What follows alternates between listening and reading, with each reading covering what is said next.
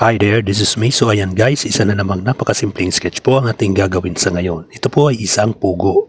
Ang pugo ay isang kolektibo na pangkalahatang pangalan para sa ilang mga sari ng mga nasa panggitnang kalakihang mga ibon, kamag-anak ng mga manok na labuyo. Sa Ingles tinatawag na foal na nasa pamilyang Phasianidae. Hindi nila kalapit na kamag-anak ang mga pugo na bagong daigdig, ngunit tinatawag ding mga pugo dahil sa kanilang magkamukhang anyo at ugali. Nasa ibang pamilya naman ang mga pugong butones at hindi tinuturing na totoong pugo. Kabilang sa mga pugo ang karaniwang pugo.